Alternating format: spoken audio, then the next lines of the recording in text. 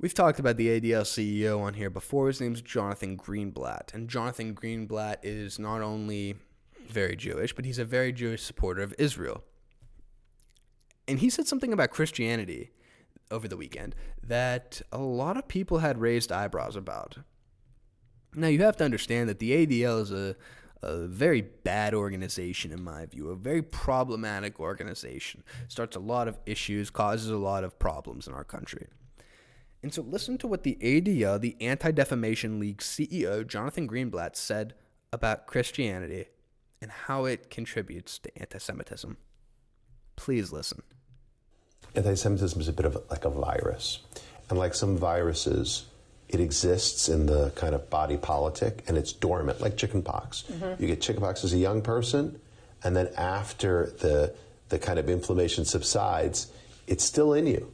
And it can manifest again when you're older because of stress or age as shingles. Although you can get inoculated and you can prevent that from happening. So I think anti-Semitism is similar. It's like this contagion. It's as old as time, right? We face it for thousands of years. First it was, after the death of Christ, there were these accusations that the Jews killed Christ and that the Jews weren't a real religion because we didn't accept Christ and then we didn't accept Muhammad. So you have this, the Jewish religion is... Jonathan, those weren't accusations. They did kill Christ. Continuing. Legitimate, and that was the basis for the Crusades, which is at Tish B'Av, which, remembers the expulsion. We had inquisitions. We had all these horrible things. And then, after the Age of Reason, it was, maybe, and they realized that the sun doesn't revolve around the earth and the earth isn't flat. Then it was, maybe Judaism is okay as a religion, but it's the Jewish race that isn't legitimate. And then we saw kind of anti-Semitism metastasize into this kind of race-based form of hate, which of course exploded with the Shoah. And then after the tragedy of that, the injustice of that was exposed, people then said, it's not that their religion is illegitimate or their race is illegitimate. Now it's the Jewish state that's illegitimate. And we see that now in the form of anti-Zionism, which is anti-Semitism. Okay, so much is wrong with that. First off, yes, the Jewish state is pretty much illegitimate because last time I checked, they've only been a state technically for the past 77, 78 years. Before that, it was Palestine, and Palestinians had that land. We can go all the way back. We're not going to do it. But the fact of the matter is these people had land at one point, and then it was taken away from them. And now what the country of Israel has done, we all know, killed anywhere from, I've seen 80,000 people dead in Gaza. I've seen 110,000 people dead in Gaza. Women, men, children, Jewish people, Muslims, Catholics, Christians. It's just what it is.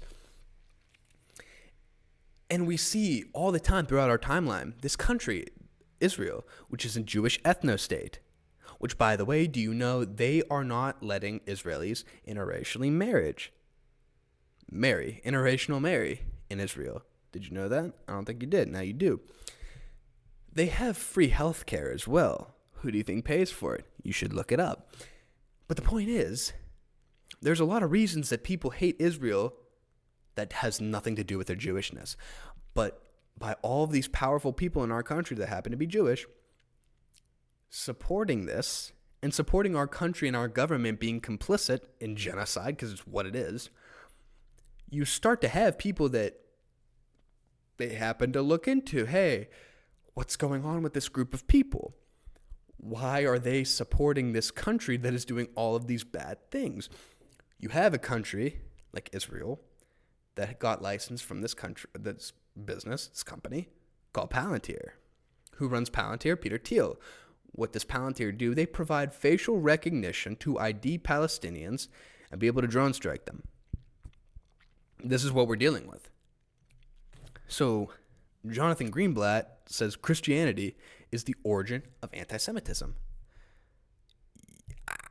That's a wild claim, considering that, once again, this group of people did kill Christ. The Pharisees were Jewish. That's how it was. That's what it is. You watch The Passion of the Christ, you see how there's these people conspiring in the shadows of the Roman government, of the Roman Empire, planning all of this. And then that's what happened.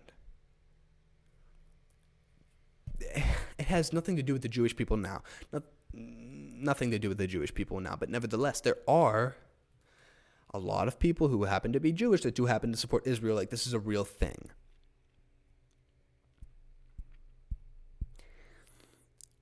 Nobody does this for any other thing. Have you noticed that? If you're racist towards white people, black people, Hispanics, Asians, nobody gives a shit about that. Nobody polices that. But the minute somebody says anti-Semitism, that's the problem. Isn't that weird? All of a sudden, for my entire life, the left has tried to cancel you over being quote-unquote racist. It's not like this anymore, but it used to be, right? And all of these people in the right wing, people like Ben Shapiro, people like Jonathan Greenblatt, I would assume, who I believe is on the right, don't quote me. You have people like Charlie Kirk. You have all of these people who are Zionists, but they fought for the past 10 years, it feels like. The whole cancel culture revolution bullshit, right? They fought it, but they fought it from the right. And they fought people on the left, people who were minorities, calling white people racist, right? They fought that, and they won. But the problem is the Zionists, the Jewish Zionists, were cosplaying as white people. But the minute their Jewishness was a threat, or perceived to be a threat, all of a sudden, they took that cancel culture and they flipped it. This is why people don't respect Ben Shapiro anymore. This is why Charlie Kirk is getting callers that are groypers, that are confronting him, saying, when are you going to acknowledge Nick Fuentes? When are you going to debate Nick Fuentes? When are you going to stop shilling for Israel? Because he's calling for anti-Semitism laws. He's calling for censorship against people that are critical of Israel. Like, this is real. He observes the Sabbath, the Jewish Sabbath, on Saturday. This is a guy that claims to be a Protestant Christian, a very faithful Protestant Christian. And it's like, what? What? And so when you see people like this, there is a reason that there's growing anti-Semitism in this country, really anti-Semitism, but there's a lot of people that are starting to really question, hey, what's up with Israel? People in my generation, Gen Z on the right and the left, which is crazy because you guys have been trying to divide us on political basis for the past 10 years since I feel like we've all been paying attention to politics. And the one thing that we're united on in this country, Gen Z, millennials, Gen Alpha, and the rest are going to fall, right? Rest of the chips are going to fall, is that Israel is up to no good. And we have to get all of these people in Congress that serve Israel before America out of Congress. All these politicians are selling out to this foreign country, and we all want to know why. This is the reason that people are becoming more suspicious of Israel, and rightfully so. And if you continue to say, hey, what you're saying, your questions are bad, we're going to ban you, people are going to continue to ask questions, especially in America, especially in this country, and I don't think you're ready. We should just stop the support for Israel now. Our country should completely decouple from Israel. And then you might see some change here. But the minute you try and shut down discourse, you try and shut down any rigorous debate, well then, yeah, you're going to get more people digging for the truth and asking questions. And then pretty soon they say, hey, that guy in World War II, what was that all about? And you're seeing it play out on the internet. Like, I don't know what else to tell you. I'm not justifying it, but I'm just saying, like, this is continuing to happen and this is continuing to play out. And you can't be mad at people. You can't be mad at Christians. You can't be mad at Americans on the right and the left, which is, again, crazy, who see this country and they say, hey, I don't support this. And when you keep saying, no, that's anti-Semitic, you're going to make them, once again, question things. They're going to go down the rabbit hole. They're going to research things like, I don't know, the U.S. has liberty. They're going to research, why do all these people go pray at the Wailing Wall? Why do all these people get these donations from AIPAC to their political campaign? Oh, this country controls all our politicians. Do you think they're going to participate in this system after that? Truthfully.